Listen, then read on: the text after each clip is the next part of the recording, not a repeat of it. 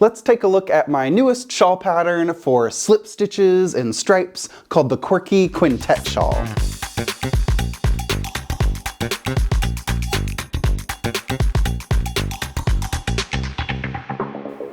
The Quirky Quintet shawl is a 5-color shawl, hence the name Quintet, and it has a really fun, playful, quirky color relationship where all the colors are always dancing around and they have an equal spotlight. So every single color of the 5 colors gets to be in a little stripe and a little slip stitch detail, and it's a really fun, big semicircular shawl for using your contrasting colors.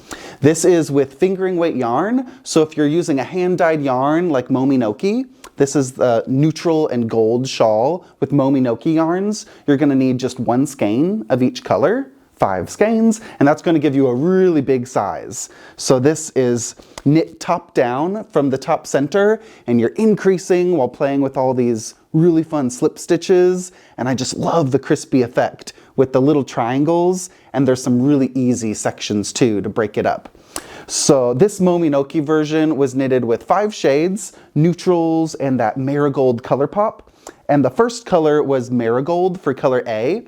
So color A is going to be what you start with, and that color A is going to be in the triangles, the slip stitches. Every color is going to be in this reverse stockinette stitch stripe. So you get to see that marigold throughout the entire shawl for color A.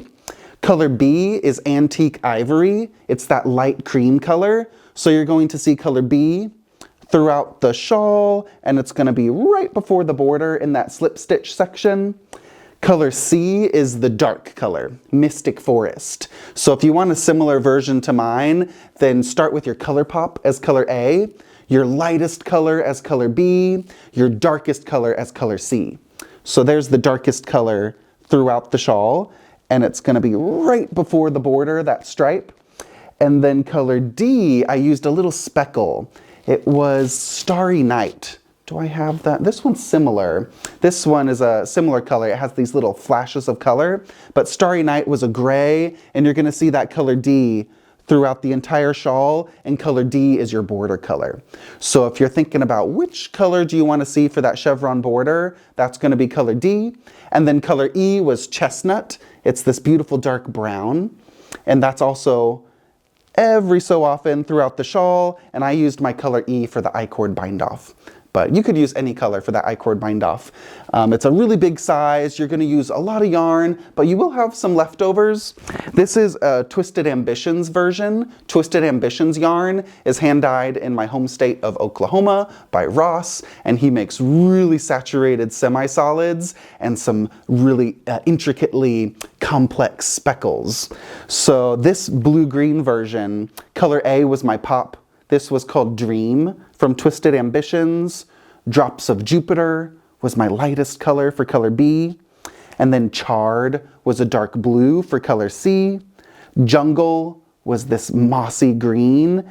And the color E was I Will Follow You Into the Dark, is the name of this variegated speckle. I Will Follow You Into the Dark. And I love this shawl because of its contrasting nature with all of those slip stitches and stripes. It's really fun with solid yarns to get that graphic high contrast effect. But if you have variegated yarns, don't say no to those crazy yarns, because when you mix the variegated yarns with those solids, you get this really painterly, bit more complex effect in the fabric. And you'll get some blended moments and then others that are more crispy. So to get a version like this, you're also going to want some semi-solids and a high contrast choice. So when I say high contrast, I mean get something light and medium and dark in your palette. And that's going to make these really crispy lines stand out. And I'm so happy with this color combination because it's not too matchy-matchy. We've got some navy blues, some more electric blues, but then these gorgeous foresty, earthy colors. So I like that mix between the electric types of tones and the more grungy, earthy colors. And you'll get that friction between the colors to make each one stand out more. So I think what really makes this palette stand out and become really crispy is that light color. It might not be what you notice first. You might notice the beautiful blues and that color pop jumping out, but because there's that light ingredient for color A, it gives you a little space between those saturated colors and helps you see the little crisp lines and those little triangle details as well. So there'll be some slip stitch triangles that repeat, so you'll find some familiar elements throughout the shawl. So once you get used to a stitch pattern, you're going to see it later in the shawl. So it's quite a relaxing project where you see the same ingredients over and over, but it's constantly changing.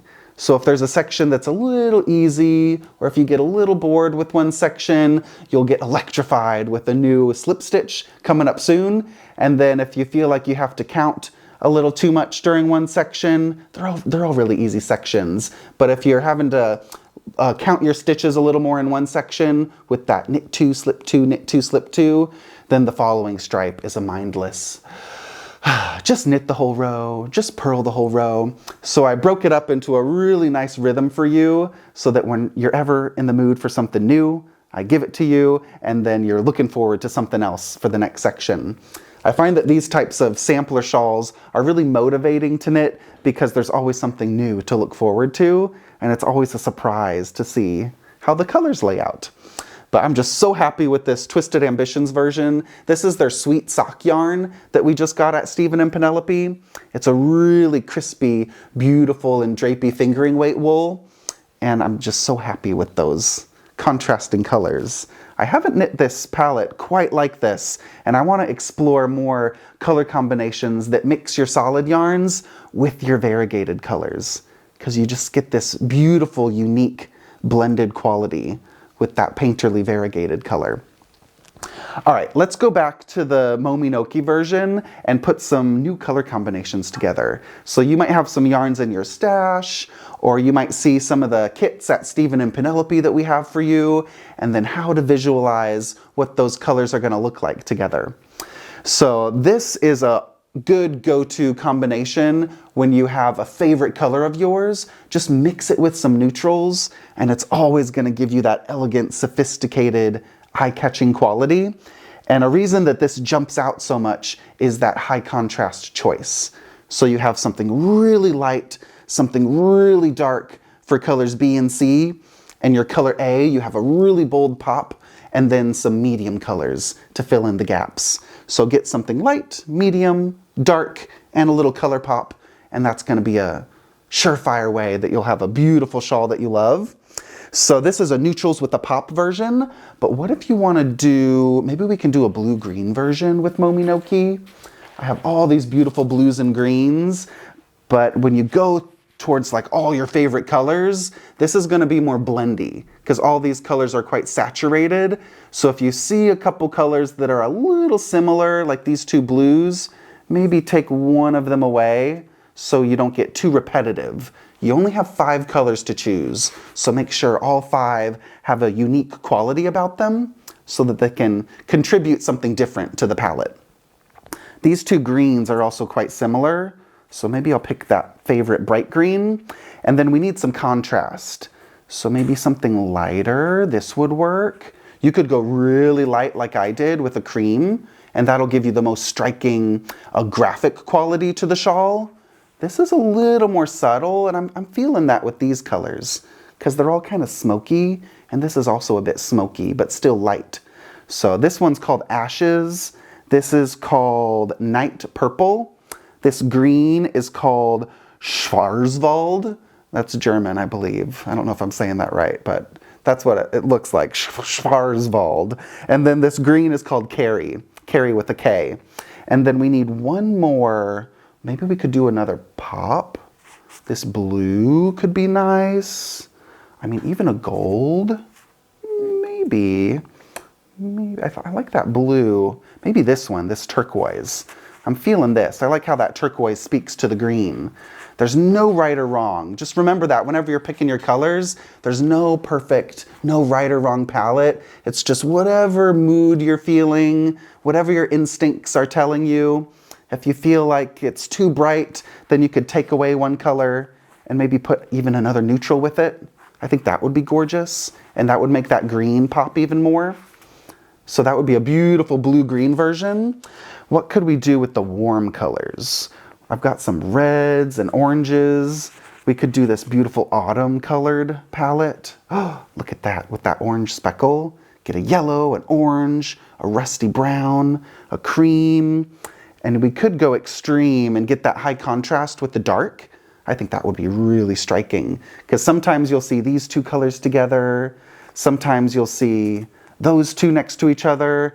All the colors dance and mix around in the fabric. So you're always going to see a different relationship. But I love these. If you want to go a bit more saturated, ooh, we could go, oh, really sunset, beautiful, fiery sun colors with that red in there. And maybe I'll keep it fresh, ooh, with the pink. Ooh, this would be another nice one.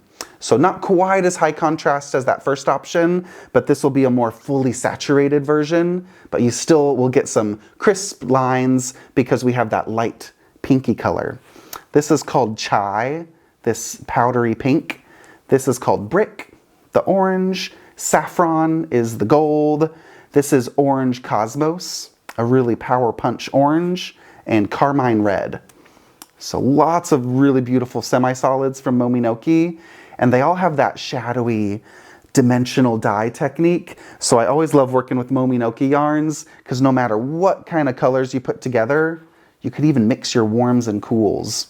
No matter what colors you put together, they all have that beautiful smoky dye style. Something like this. We have that green. Maybe a purple. Ooh, I like the purple and the orange. Something like this could be really fun. Maybe with a light. It's so much fun to play with colors. There's always a new combination to discover. Maybe with the green, maybe keep it light. But I do like the dark. I like the dark for contrast. So remember, when you're putting your colors together, sometimes one of the 5 colors, maybe it's not your favorite of all of them, but having something that gives you contrast is going to help the other colors pop out more. I notice that sometimes when I only pick my favorite colors, they're all speaking the same kind of characteristic or quality, like all of these light, bright types of colors. I mean, this is really, really fun. But for the Quirky Quintet shawl, I really like thinking about contrast. So if all of these are quite light, maybe take one away and just put a dark neutral with it. And I think that's going to give a little bit of an edge to your palette and make your other favorite colors pop out even more. So lots of options to choose from. If you're ever having trouble with your color palettes, you can always feel free to send us an email with some color suggestion advice. We're happy to help you at info@stephenandpenelope.com. And we have lots and lots of kits. Some hand-dyed kits for the Quirky Quintet, and also some West wool, some solid West wool color palettes. So you can pick your favorite palette, have fun with all the slip stitches, and I guarantee you're gonna just love knitting this shawl. And in the future, I might need to do some socks inspired by this, or maybe a sweater with those little triangles. That would be really cute. So thanks for watching. I hope you got inspired by these color choices. And just remember that no matter if you're working from your stash or getting a kit, just follow your instincts. Knitting should be fun, and choosing colors shouldn't be too stressful. So just say yes, don't stress, and invite all those favorite colors into your next project. So I'll see you in the next video.